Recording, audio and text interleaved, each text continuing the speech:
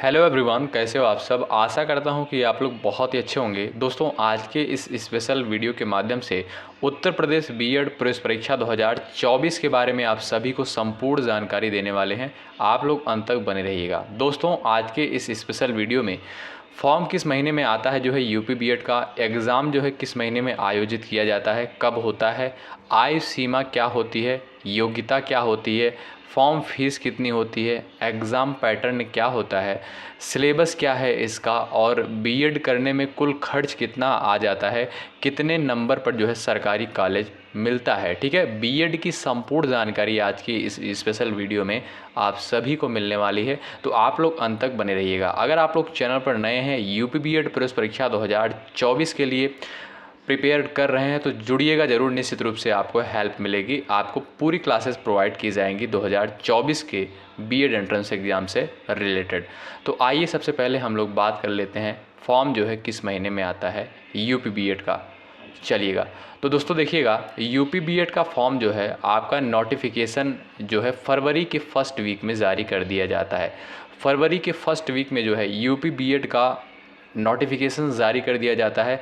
मान के चलिएगा 10 से 11 यानी सेकेंड वीक में जो है आपका ऑनलाइन प्रक्रिया प्रारंभ हो जाती है। ठीक है, उम्मीद करता हूँ कि आपका डाउट क्लियर हो गया होगा। फॉर्म जो है इसका नोटिफिकेशन आता है फर्स्ट वीक में, और सेकेंड वीक से इसका जो है ऑनलाइन यानी फॉर्म आप लोग भर सकते हैं। ठीक है, चलिएगा, अब हम लोग जानते हैं एग्ज़ाम जो है इसका किस महीने में होता है। अगर हम बात करें तो यहाँ पर देखिएगा 2021, 22, 23 तीनों वर्ष जो है एग्ज़ाम लेट हुए हैं, तो उम्मीद यही है, लेकिन आप लोग मान के चलिएगा आपका एग्ज़ाम जो है अप्रैल मंथ में ही होगा। ठीक है, ये फॉर्म जो है आपका फरवरी में आता है, आप लोग मान के चलेंगे जो है अप्रैल में जो है आपका एग्ज़ाम होगा। अगर मान लीजिए एक आध 2 महीने आपका एक्सटेंड हो जाता है, डेट बढ़ा दिया जाता है एग्ज़ाम का, तो वो आपके लिए बोनस है। आप लोग 1-2 महीने में और भी प्रैक्टिस और तैयारी कर सकते हैं। ठीक है, लेकिन मान के चलिएगा आप लोग कि एग्ज़ाम जो होगा आपका एंट्रेंस वो होगा आपका अप्रैल में। ठीक है, फरवरी में आपका फॉर्म आएगा और अप्रैल में आप लोग मान के चलेंगे आपका एग्ज़ाम होगा। ठीक है, अप्रैल को ही टारगेट आप लोग करेंगे। ठीक, चलिएगा, अब हम लोग बात कर लेते हैं आयु सीमा। आयु सीमा जो होती है 15 वर्ष। अब योग्यता की बात करें दोस्तों, आपका ग्रेजुएशन में जो है ग्रेजुएशन में 50% होना चाहिए। ठीक है, ग्रेजुएशन में जो है आपका 50% होना चाहिए। जैसे मान लीजिए आपने जो है बीए किया है या बीएससी किया है, आपका 50% अंक होना चाहिए। ठीक है, और यहाँ पर जो है आप लोग दोस्तों ग्रेजुएशन के फाइनल ईयर में अगर आप लोग हैं, फिर भी आप लोग यूपी बीएड का फॉर्म अप्लाई कर सकते हैं, यानी अपीयरिंग वाले भी फॉर्म अप्लाई कर सकते हैं। ठीक है, इसमें कोई दिक्कत वाली बात नहीं है। अब हम लोग जान लेते हैं दोस्तों यहाँ पर बीएड की फॉर्म फीस कितनी होती है।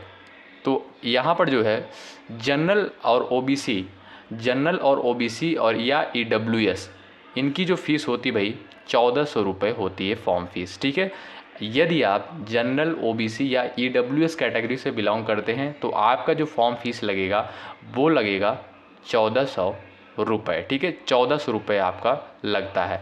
और अगर आप एससी एसटी से बिलोंग करते हैं भाई, तो आपका लगेगा 700 रुपये। ठीक है, 700 रुपये लगता है एससी एसटी वालों का, और जनरल, ओबीसी, ईडब्ल्यूएस इनका जो लगता है भाई, इनका लगता है 1400 रुपये फॉर्म फीस लगती है। ठीक है, उम्मीद करता हूँ कि ये सारे डाउट्स आपके क्लियर हो गए होंगे।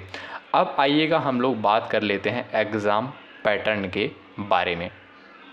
लास्ट में दोस्तों मैं आपको बताऊंगा कि कौन कौन सी बुकें आपको परचेस करनी है, कौन कौन सी बुकें मार्केट से लेनी है, जो आपकी तैयारी को बेहतर बनाएंगी। अभी से आप लोग तैयारी में लग जाइए यूपी बीएड 2024 के लिए।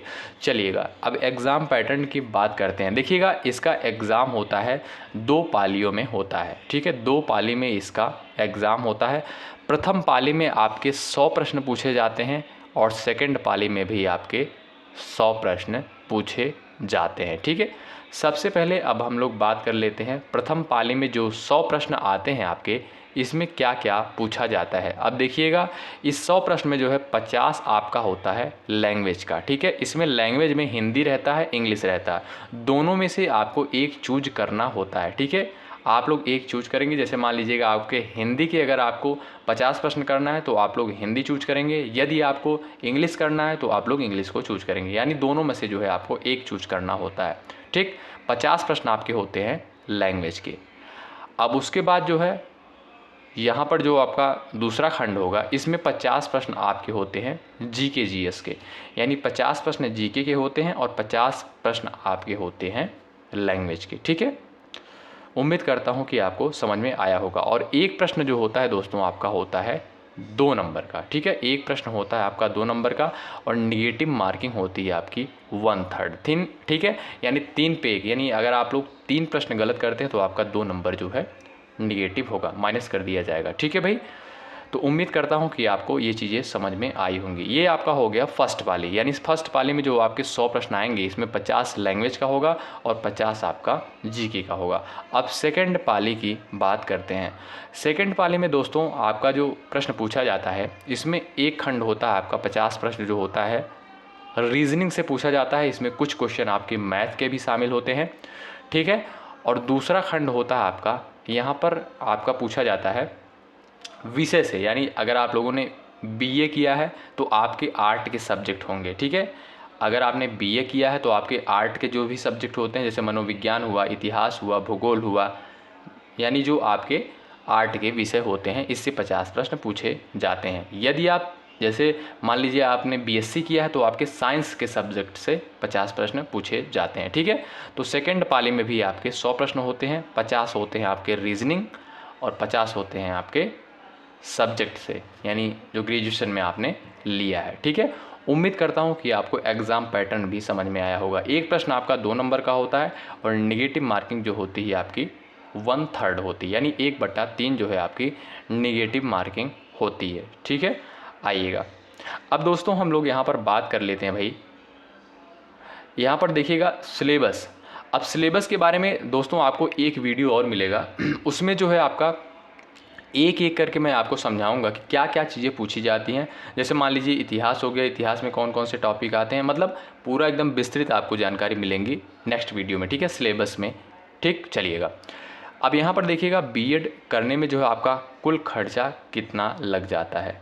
अब मान लीजिए अगर आप लोग गवर्नमेंट कॉलेज अगर आपको मिलता है तो भाई बहुत ही कम खर्च में हो जाता है। ठीक है, ये तो सबको पता है कि सरकारी कॉलेज में कितनी फ़ीस लगती है। मान के चलिएगा आपको जो है 15-20 हज़ार रुपये आपका दोनों साल में लगेगा। ठीक, अब जैसे अगर आपको मान लीजिएगा प्राइवेट कॉलेज से आप लोग बीएड कर रहे हैं भाई, आपने काउंसलिंग करवाया और आपको मिल गया प्राइवेट कॉलेज, तो इसमें अगर हम लोग बात करें प्राइवेट कॉलेज में तो 51,250 रुपये आपकी पहले साल की फ़ीस होती है। 51,250 रुपये आपका पहले साल की फ़ीस होती है और दूसरे साल की जो फ़ीस होती है आपकी 30,000 रुपये होती है। ठीक है, तो आप लोग मान के चलिएगा आपका जो 2 साल में बीएड होगा 1 लाख मान के चलिएगा। ठीक है, 1 लाख प्लस ही मानिएगा, क्योंकि और भी सारे खर्चे होते हैं उसमें, टीचिंग होता है, प्रैक्टिकल होता है, तमाम सारी चीज़ें होती हैं। ठीक है, तो आप लोग 1 लाख मान के चलिएगा मोटी मोटा। ठीक है, उम्मीद करता हूँ कि आपको ये सारी चीज़ें क्लियर हो गई होंगी। अब कितने नंबर पर जो है कॉलेज मिलता है, सरकारी कॉलेज कितने नंबर पर जो है मिलता है, दोस्तों मान के चलिएगा अगर आपका जो है 250 अंक आ रहा है और आप जनरल कैटेगरी से बिलोंग करते हैं तो आपको दोस्तों सरकारी कॉलेज मिल जाएगा। ठीक है, आपका टारगेट जो होना चाहिए 250 होना चाहिए। ठीक है, 250 आपका टारगेट होना चाहिए। अगर आप लोग ओबीसी से हैं फिर भी आपका टारगेट जो है 250 होना चाहिए। जब आपका टारगेट जो है 250 रहेगा तो 240 तक आपका मिल जाएगा। और उसी हिसाब से आपका एससी एसटी की जो बात कर लें लगभग 220-30 इसी तरीके से आपका जो है मिलेगा जो एससी कैटेगरी से बिलोंग करते हैं। ठीक है, वो एग्ज़ाम जैसे पेपर के ऊपर डिपेंड करता है। अगर आप मान लीजिएगा पेपर जो है पेपर का लेवल कैसा है उस हिसाब से, लेकिन आपको मान के चलिएगा 250 लाना है एग्ज़ाम में। ठीक है, इतना आपका टारगेट होना चाहिए। 250-60 अगर आपका टारगेट रहेगा तो आपका आसानी से जो है एग्ज़ाम में क्वालिफाई हो जाएंगे और आपको जो है सरकारी कॉलेज मिल जाएगा। ठीक है, टारगेट आपका ऐसे ही होना चाहिए। उम्मीद करता हूँ कि ये सारी चीज़ें आपको बहुत ही बेहतर तरीके से क्लियर हो गई होंगी। ठीक है, तो ध्यान रखिएगा दोस्तों। अब चलिएगा हम लोग बात कर लेते हैं यहाँ पर कौन कौन सी बुकें आपको पढ़नी चाहिए। अब देखिएगा अगर आप लोग हिंदी लैंग्वेज के लिए मैं आपको बता दूँ, सामान्य हिंदी की जो बुक है लूसेंट आप लोग ले सकते हैं, बेस्ट बुक है। उसमें जो है ढेर सारे क्वेश्चंस भी दिए गए हैं, उसी लेवल के क्वेश्चन दिए गए हैं, आप लोग बढ़िया से पढ़िए और उसमें जो ऑब्जेक्टिव दिए हैं उसको सॉल्व करिए। ठीक है, सामान्य हिंदी के लिए आपका लूसेंट हो गया। अगर लैंग्वेज में जो है आप लोग इंग्लिश यूज कर रहे हैं तो उसके लिए भी आप लोग लूसेंट की इंग्लिश आती है वो ले सकते हैं। ठीक, अब सेकंड पेपर जैसे मान लीजिए आपका जो सेकंड है 50 प्रश्न जो आपके जीके के पूछे जाते हैं पहले पाली में। जैसे पहले पाली में जो है आपका 50 प्रश्न आता है लैंग्वेज से और 50 प्रश्न आपका आता है जीके के लिए। तो हमने हिंदी के लिए आपको बता दिया, यानी लैंग्वेज के लिए हमने बता दिया कि कौन सी बुक आपको लेनी है।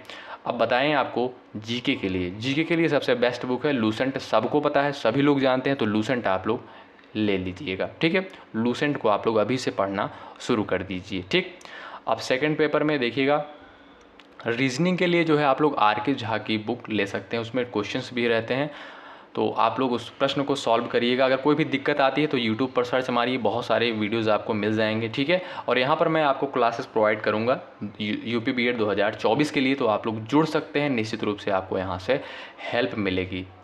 बहुत ही बेहतर आप सभी को कंटेंट प्रोवाइड किया जाएगा। ठीक है, बहुत बहुत शुक्रिया अंत तक बने रहने के लिए। अगर आप लोग चैनल पर नए हैं, सब्सक्राइब करके बेल आइकन को ज़रूर प्रेस कर लीजिएगा। 2024 में अगर आपको बीएड करना है यूपी से, यहाँ से निश्चित रूप से आपको हेल्प मिलेगी। आपको बहुत ही बेहतर क्लासेस यहाँ पर आपको दी जाएंगी। अगर और भी कोई डाउट होता है आपके मन में तो कमेंट बॉक्स में लिखिएगा, ज़रूर जवाब दिया जाएगा। ठीक है, बहुत बहुत शुक्रिया।